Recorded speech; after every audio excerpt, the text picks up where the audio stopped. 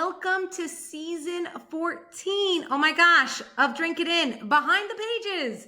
And I've had the honor and pleasure of interviewing many different authors from all walks of life on many different topics. And today, for me, the famous Asher Gottesman is with us. Might not be as famous for you, or maybe he is. If you're listening, you might know who he is. But we're going to have the pleasure to hear from him. He's going to give us a little bit background of where he is, what he does, and then all about his book. Asher, take it away. Fantastic. Well, thank you so much for having me on, Jordana. And I don't know if I'm famous or infamous, or neither. So I'm sure I'm all three to various different people. I'd love to share the background of how the book came to me, and because it's not necessarily in the book yet. I got sober 17 years ago, and in March of '08, a little before season 14, right? So 17.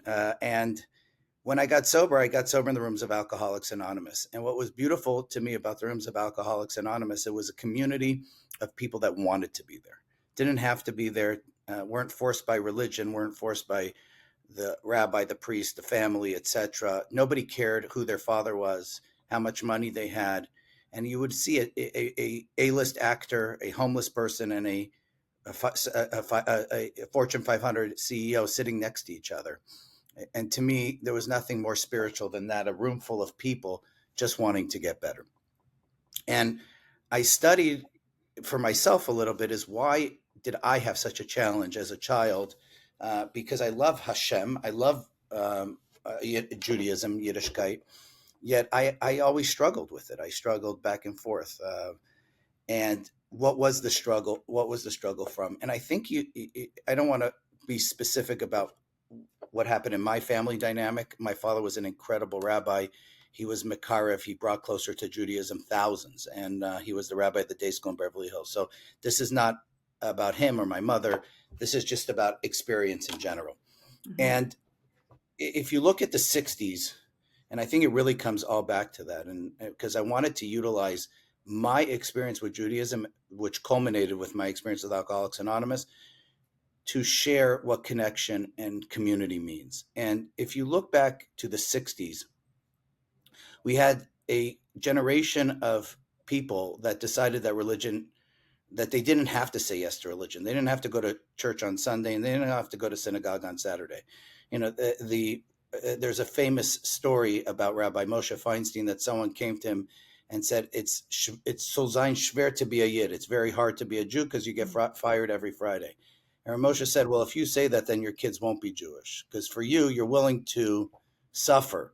They're not willing to suffer. So you change your attitude, buddy, and understand that what we present.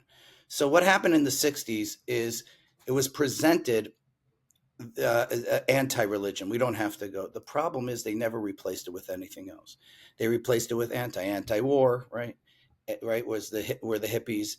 And today, even if you ask a Republican why they're a Republican, they'll tell you how bad the Democrats are. And you have to ask a Democrat why they're a Democrat, they'll tell you how bad the Republicans are. They won't tell you about their own personal moral set of values. And that's why it's so divisive, because we're afraid that if we listen to somebody else, we may actually have to change our mind. We may actually have to listen. So I said, how do we connection is created through connection with self. And connection with self is how am I similar to, not how am I different than. And finding ways that first I am similar to. So accepting myself for all my iniquities, let's call it, my maladaptive behaviors, just what has saved my life up until now. Right. Right. Because drugs and alcohol are not a problem. They're a solution. They're a short-term solution to a longer-term problem. And understanding that. And then once you get to know yourself, understand, let's see what makes you tick. And I don't even care let's just say it's baseball and you love baseball. So then the last piece is find a community of people that love baseball too, but figure out how you can be of service. And what does that mean? In Judaism, we call it chesed. So, okay, volunteer and coach a Little League team. I have a dear friend, Ira, who started the Jewish Baseball League, and He doesn't have any kids there yet. Every Sunday he's out there still doing it. It's his service. It's his chesed. And without him, I think the league would fall apart. So the whole idea is I have to connect to myself. I have to get to know myself. I have to accept myself with all of it, good, bad, ugly, because it all serves me. And when it doesn't serve me, thank it for what it did serve me for me, and then move on. And then once I do that, then I can find out ways I could connect to others, and that's the key here. And unfortunately, we're in the most connected, disconnected society in history, right? We got social media, got podcasts, we got Zoom, and Zoom is definitely better than telephone. Don't get me wrong. Yet there's nothing like touching a person, right? There's nothing like being in the same room, looking in somebody's eyes, and giving them space. Mm-hmm. So that's, So I think that was that's the what was story. That's the behind the book. story, and I'm keeping to it. So So that was what was behind the book. Because the name, I don't even think we even said the name of the book. So the name of the book is Connection. So just everyone should be aware that the name of the book is Connection. And so I guess that's what was behind the concept of writing that book, all that history that you just gave us. So that you didn't put that in the book at all? I put some of it in the book, Okay. definitely. Yeah, Okay. absolutely. Some of it's in the book, and some of it's not. And the idea behind the book was I wanted it definitely is very Jewish, just because I'm very Jewish, and it's by Rabbi Asher Gottesman. It's kind of funny. I am ordained. I have smicha, but I don't really practice that much. And but the publisher thought it would differentiate in a good way, so I said, okay, I got smicha for a reason.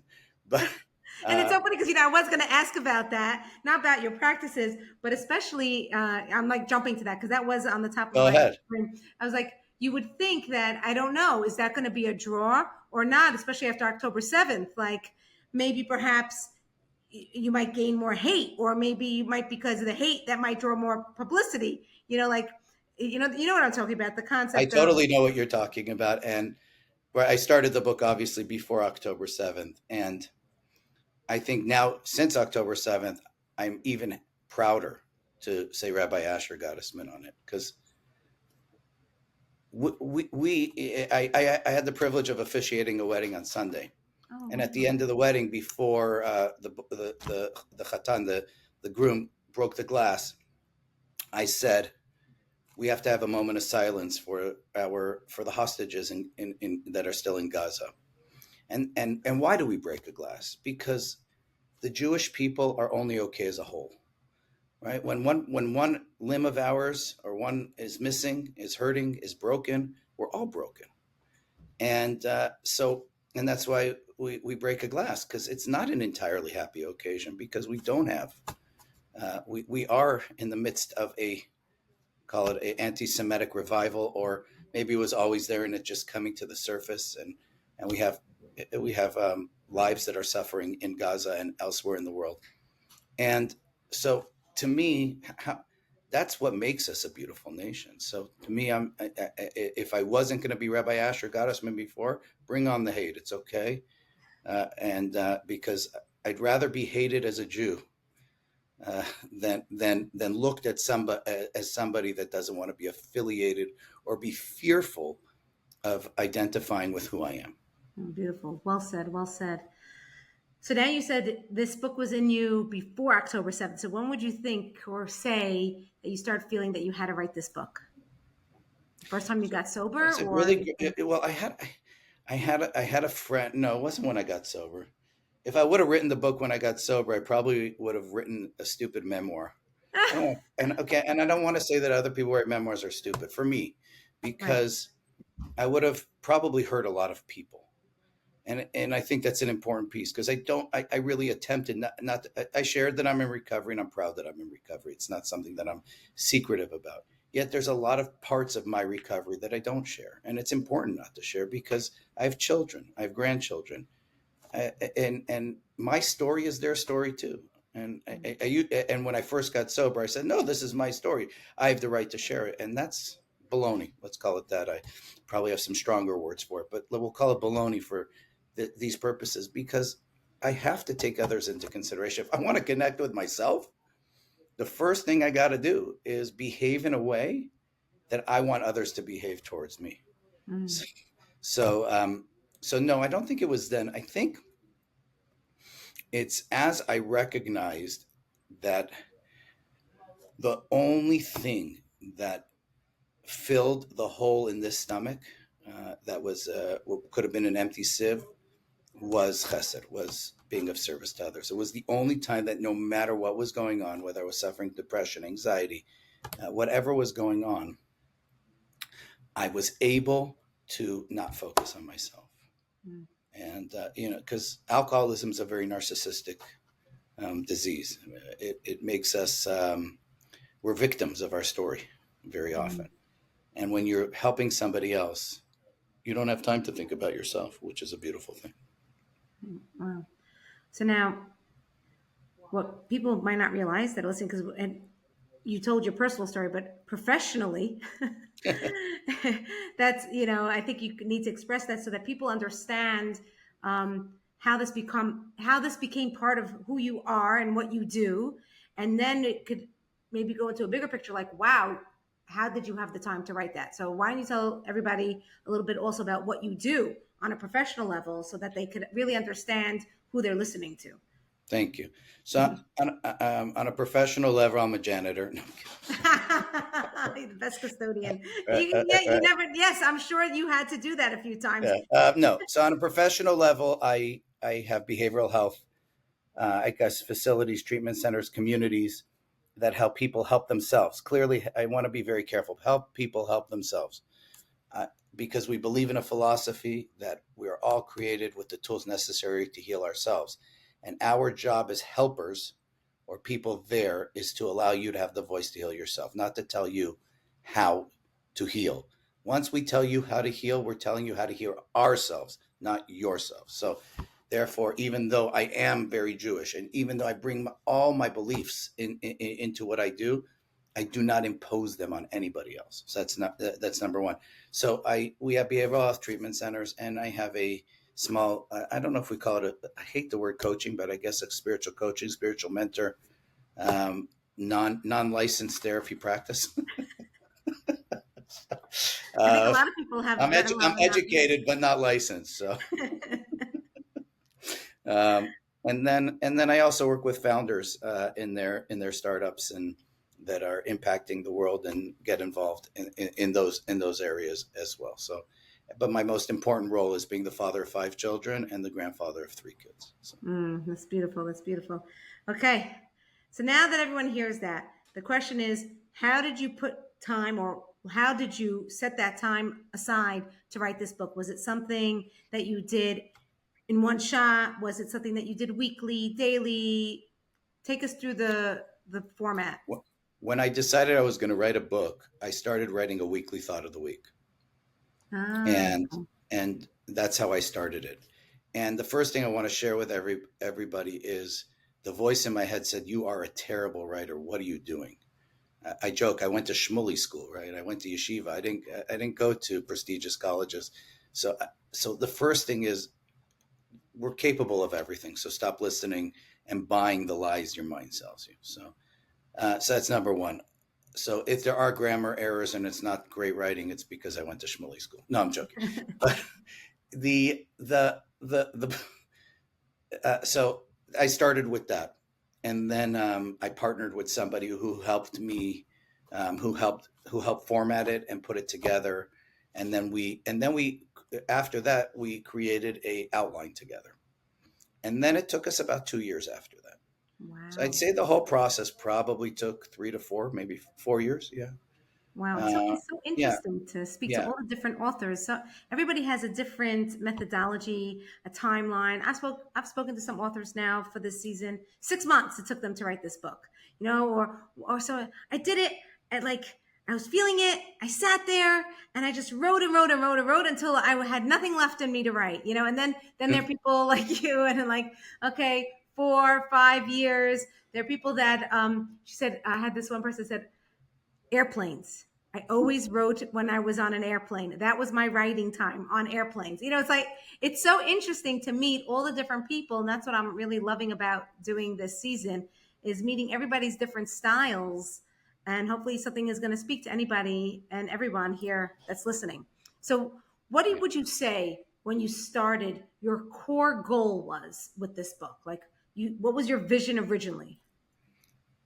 if I could allow someone to see the beauty that they are themselves, and that there's something that only they can offer the world. We're each created, uniquely gifted to offer something to the world. And that all parts of our story, good, bad, ugly, make us who we are, and we can turn that in to helping ourselves and helping others, And do you and think, yeah. creating and hopefully know that we're lovable. And do you think you achieved that through the book? Read it and tell me. Well, you had said some people have read it already. So what have you had, like, any surprising feedback that you've received so far? uh, I was very pleased that I had a few Haredi friends that read it and felt it resonated with them a lot. Oh, so that's So beautiful. that was I wasn't afraid of my secular friends or non-friends or people that read it. I was more afraid of the self-judgment or judgment that comes from, I don't know, a non-traditional rabbi writing a book, or I don't know what you want to call me, because I am Orthodox, but All right. I don't know, whatever. Or I call myself Confucidox at times, but Use the box. I'm a Shomer Shabbos Confucidox Jew. Uh, so I was very pleased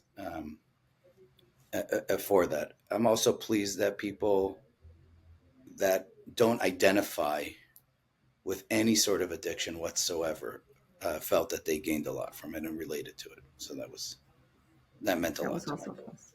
Okay, very nice. So, if when you were writing this, were you thinking of other authors that you perhaps look up to, and you were like, okay, I want my book to be similar to this, or I hope it's received like this? Is there an author that you would love to sit down with and just shoot the breeze with? Yeah, absolutely. I'd love to spend hours and days and months with Rabbi Jonathan Sacks. I love, may he rest in peace. Mm, So yeah, yeah, he was probably the greatest orator. I think I'm saying that correctly, of our generation, and what a deep loss. A right, human being that was able truly to communicate with everybody right. from every walk of life. And I would want to know, how did you do it, Mm, and yeah. how did you continue to maintain your ethical standards, your integrity? You didn't shift for anybody. So I think if I had to choose one author, that's who it would be. Did you ever meet him? I didn't. I Mm, mean, I still read his thoughts every week, and a lot of my thoughts are stolen ideas of his, and I'll try to expound upon it. Uh, Yet, when I saw, now it's King Charles, but Prince Charles, eulogize him, tears were rolling down my eyes, just because think about the monarch. I don't want to call it recently, but how traditionally anti-Semitic the monarch was. Yet this gentleman made. I mean, he really, Prince King Charles felt as a friend, right? Saw him as his friend and not as his colleague. And I think everybody who met him, from what I've been told, saw him as a friend. Not Never looked down at anybody. mm, Looked up at everybody. So mm. He knew how to make true connections. there you go. Yeah, knew He how was to. truly connected. That's for sure. Right. Yeah. Yes, that's what I'm saying. So yeah, beautiful, beautiful. Um, is there anything besides your own life experiences? And now I guess you're saying Rabbi Sachs influenced a little bit of your writing. Is there anything else that influenced your writing and what you wrote about? Perhaps is there something Sure. from? Yeah. Yeah. My study of what's called Hasidus. That Mm-hmm. was another thing, right? The Baal Shem Tov. If you ask me, an author from a long time ago who I'd want to meet would be the Baal Shem Tov. And why the Baal Shem Tov? It was an era when Judaism was, I don't want to call it stale, but it was kind of dark, right? It was I don't know, it was be controversial, but it was Catholicized, I say. Like the guilt, the shame, the negativity. And the Baal Shem Tov made song and dance.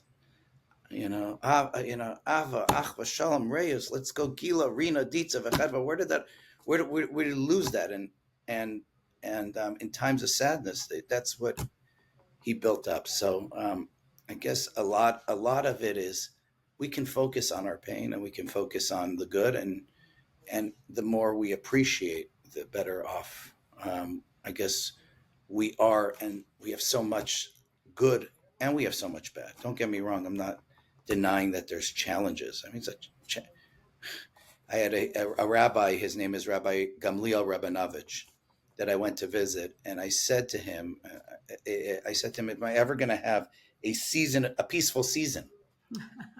Is there ever going to be a peaceful season? And he said to me, he looked at me straight in the eyes, and he said in Hebrew, and I'll translate, he goes, Ma chashavta, bata po lechol pizza.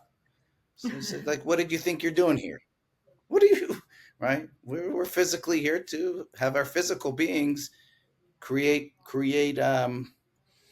with our spiritual being, and the physical being doesn't always like what the spiritual being likes, and vice versa. So, yet we have one choice: is our attitude, how we look at it, our acceptance. So, I think that the Baal Shem Tov, Rabbi Sachs, these people taught us what it meant to be happy in the darkest of times. It's interesting that you brought in that happiness and the joy and the singing and the dancing. So somebody like me who's been in education for so many years, what I've seen is cycles, throughout Jewish education and how we relate to our students. And that there was a time where after the Hasidus movement, it wasn't enough, so to speak, just the dancing and the singing, and people were thirsty and yearning for the intellect. And now I think it's coming full circle again, especially with the internet. If I want intellect, I could just press a few buttons and I could get my intellect. But like you said, what is the connection then? It's who's giving me my information. I don't get the emotions. I don't get anything. Like I always post sometimes online, like, if I could only smell all the food that everyone's posting, right, and all those recipes, I can't smell it. Like, it looks good, but can you imagine if we had technology to like really get infused with it? So right now I think we're in that mode again of where people want that flavor of the singing and the dancing and the connection. And I just recently started taking over maternity leave for someone, just for a few classes. And it's funny to be back in the classroom. And I asked the 8th graders today, so for all those that are listening, and we're recording this, it's before Passover, and I asked the 8th graders, can you tell me one thought? It's like they're itchy anyway, they're ready to go on vacation, so you got to know how to be creative, how to keep them online. Can you tell me one thought? We're going to go around there, one thought about Passover that you connect to, that resonates with you, that connects to your life. They're like, what? I'm like, you're an 8th grade already. You've learned about Passover every single year, probably since you're 5, and let alone you've learned those chapters. So there has to be something. So this one girl who said something so beautiful, and I really learned a lot from them. She said, my father always says every year about the sandwich we make, that Hillel said, that whole sandwich that we make at the Seder, and that we have the maror and the charoset together, and you have the matzah sandwich. And she says, my father says that the maror represents the bad in your life, and the charoset represents the good in your life, and that you're supposed to learn how to put the two of them together in a sandwich, and it's surrounded by matzah, and the matzah is the faith that we have in God. Oh, beautiful. That's how isn't that beautiful? Yeah. I'm going to share that at my Seder. Right? I thought that was so beautiful. I loved it. I told her, I said, that's so amazing, but that's exactly what you're saying. Yeah. That to learn how to incorporate all those aspects of our lives, and, and it's important for any part, just not to go through life and just be like, fleeting, right. To connect. It's not just connecting to people, but like you said, it's learning how to connect things to oneself is crucial. Absolutely. What good is anything? Oh my gosh. So I'm happy that you said that this is a book that you found, that people have been commenting that it's not simply just for people in the 12-step program. People have been finding connection, and I'm loving the fact that you said whether someone's observant, non-observant, Jewish, not Jewish, people have been finding that it talks to them. Mm-hmm. And yes. that's very talented of you to do that, to be able to touch and reach all different audiences. How does that make you feel? Well, it makes me feel really great, and it is my message, right? It's my message that we're all the same, right? We just have different roles in life, right? I'm not better than because I'm Jewish than the goyim, the non-Jew. I'm not, right? Everyone has their role, their distinct role. Actually, right? We as Jews, we say if you keep the seven Noahide laws, you, right, you are right. You're going to you're a special place. So it's not. We don't have that if you don't believe in X, right? Right. And I believe as long as we believe that if we pray to a God that wants to treat and we treat his children or her children, whatever you want to say, with love and dignity and kindness. That's what it's all about. And that to me is my message is yeah, I choose to believe in Hashem. You want to believe in Jesus? Go for it. It's not that's not my battle. My battle is for all of us to get along. My battle is for all of us to realize that God's unlimited and just because I have doesn't mean you can't have as well. Right. And there's so much to go around and to not compare ourselves, to find how we can support each other because it's not a zero sum game. It's just not. That's a made up idea. Mm. So now, learning how to support. Did you need a support system? You had said that somebody you guided you a little bit on writing this book. Yeah, so I had Katya, who actually she's the writer, and took what my writings and organized them so they were grammatically correct and organized. And she, I guess, kind of a ghost writer helper. So she Mm-hmm. was amazing. So she definitely, yeah. And I had a support system. You know, putting out a book is very vulnerable because you have no idea if anybody's going to read it, and you have no idea if it has any value. And then you ask people for help, and you're not sure they're really going to help you. And so the my latest my latest challenge to myself is ask without an expectation. Don't be upset what happens. You put it out there and whatever happens happens. But the key is don't be upset at somebody else for not doing it. Because then you might as well not ask. Because then it's not a request, it's a demand. Mm.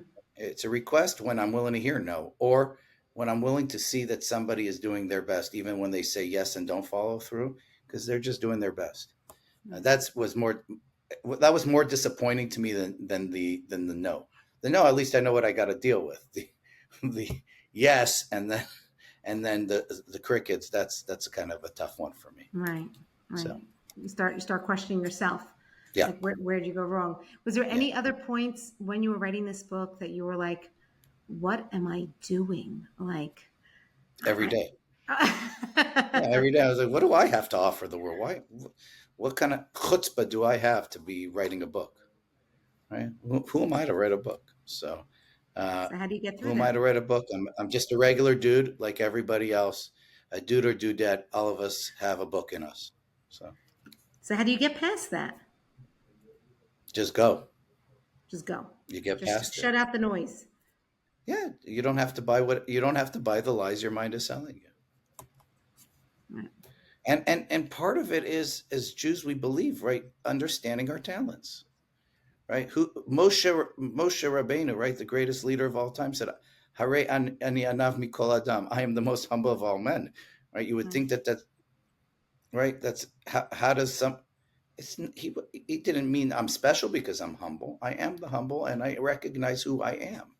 Right? If some of our great leaders didn't recognize their talents, they wouldn't be great leaders. Right. If they think that that makes them better than others, that's the problem. Mm. Wow. So now that you wrote this first book, you think you're going to write a second? No idea. No No clue. idea. No I've clue. none planned. None planned So as of yet. none planned as of yet. So we'll see. Who knows? You know, life. We'll see what happens. So the So answer what is do you, I'm yeah, open to it. you're open to it. You're open to it. So what's the next thing? Do you like go on a book tour or, Yeah, you know, I have. Yes. So we have some event.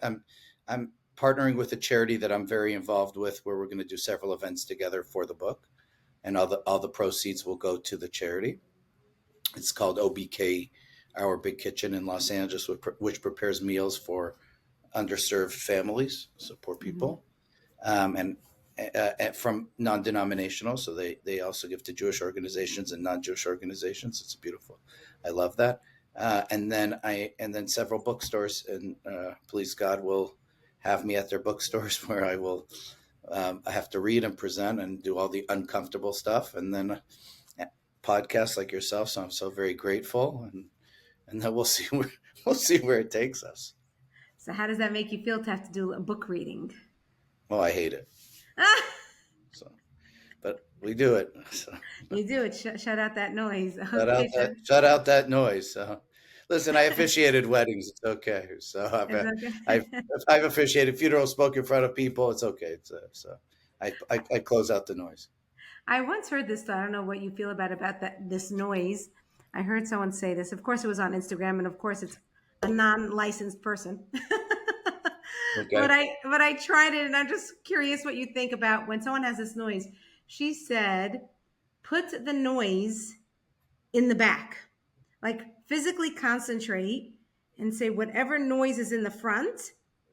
Now try to like close your eyes and move it to the back." I And like she's it. right. She says it did wonders for her. So it's interesting. I'd say take the thought, the idea, the choice, and put it in your back pocket. You can always go back to it. Ah, so similar. Yeah. So when I work with somebody who is suicidal, has ideation, it's not Mm. doesn't have a plan. And if they have a plan, they have to be hospitalized, and you have to be very careful. But somebody who has an ideation, or complete opposite case, a different case, someone wants to break up with their spouse or their girlfriend or whatever it is, or their boyfriend. I say, you have that card. I'm not taking it away from you, but I'm asking of you to put it in your back pocket, and let's work on other alternatives. Let's see if there's other possibilities. And I promise you, no matter what, you're going to be better off because you're going to feel good about yourself. So let's try.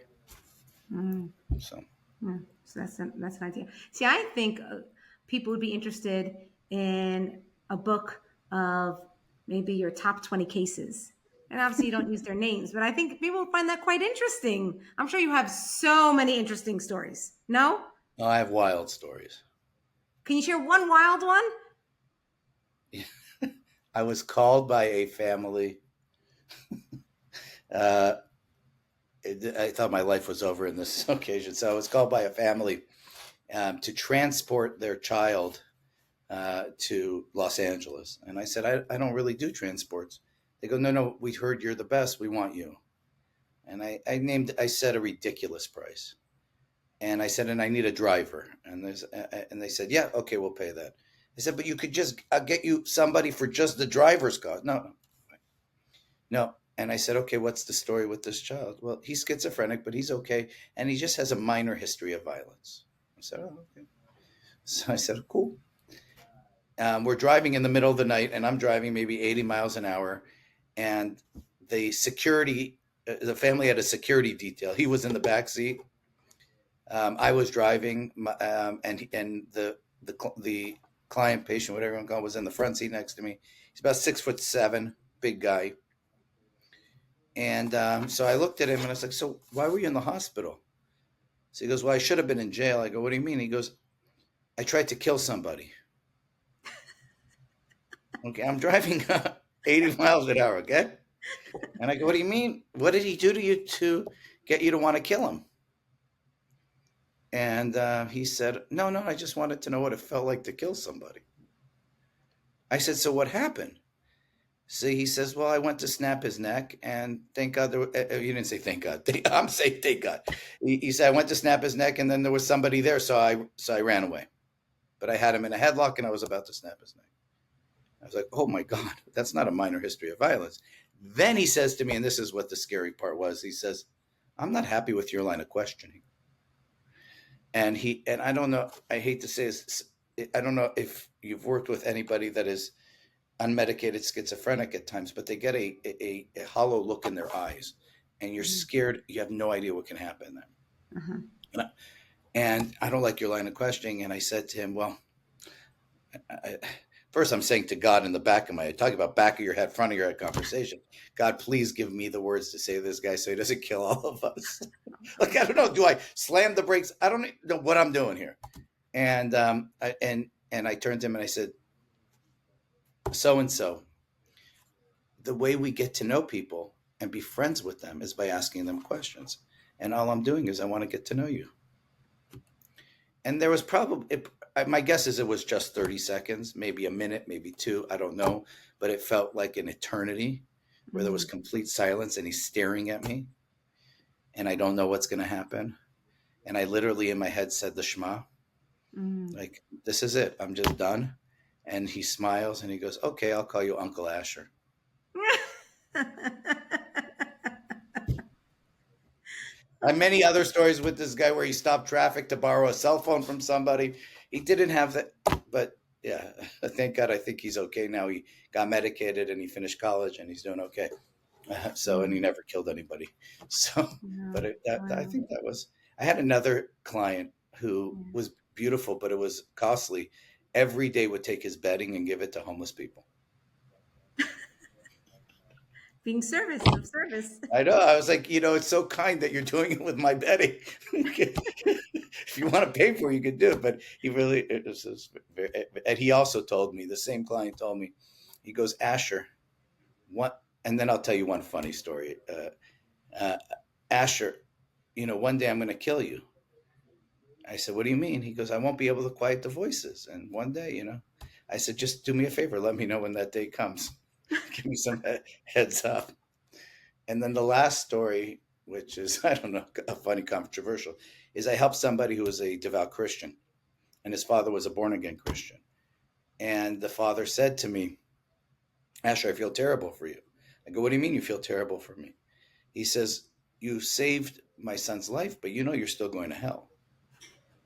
So I said, oh, wow, okay.